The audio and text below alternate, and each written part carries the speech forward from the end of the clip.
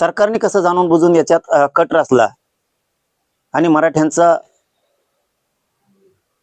जी पूर्वी एक शब्द होता बघा, पानिपत कसं करायचं, निवडून मराठ्यांकडून यायचं सरकारनं, मोठं मात्र त्यांनी व्हायचं, येऊस्तर पाय सोडायचे नाही निवडून येऊस्तर, आणि एकदा त्याच्यावरती बसलं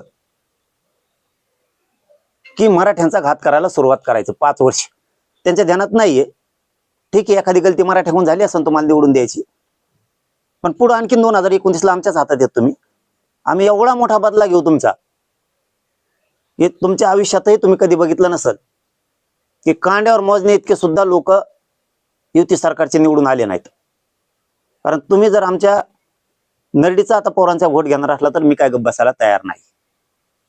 याच्यातल्या ज्योती दहीहंडेचं जे प्रकरण आहे, माझं म्हणणं आहे तुम्ही यांचे कायम रद्द करा, काय हरकत नाही. त्या राजकारणामुळे आमच्या लाखो पोरांचं वाटोळ होऊ नये, मी ते समर्थनच करत नाहीये. मला शिक्षण नोकरी ही महत्वाची आहे पोरांसाठी, माझ्या समाजाचे पोरं सुधारावं.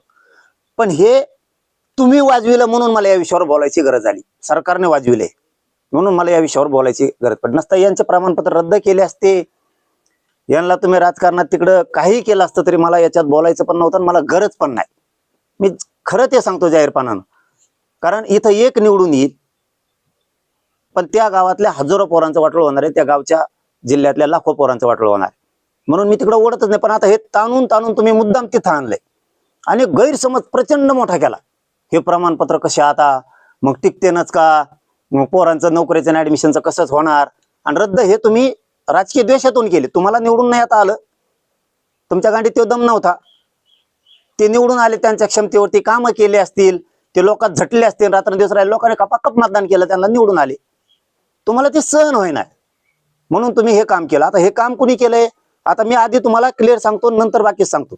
आता ही जी ज्योती दहीहंडेचा विषय आहे ना, ह्यो असा आहे, ऐका हा फडणवीस, आईला तुमचं मत चांगलं चाललं होतं, तुम्ही उगाच मराठी अंगावर घेतली.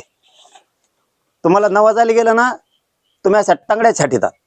फडणवीस साहेब, तुम्हाला नवाजाली गेलं ना, तुम्ही अशा टांगड्या छाटीता लोकांच्या. तुमच्या मंत्र्याच्या हाताने तुम्ही मराठीच्या टांगड्यात छाटीतात. ते बावनकुळे आहे, त्या बावनकुळ्याचं पत्र देतो फडणवीस साहेब, तुम्हाला रद्द करायला सांगितलंय त्यांनी, ते मीडियाला बी देतो थोड्या टायमात. पण मला अगोदर हे ज्योती दहीहंडेचं बघू द्या.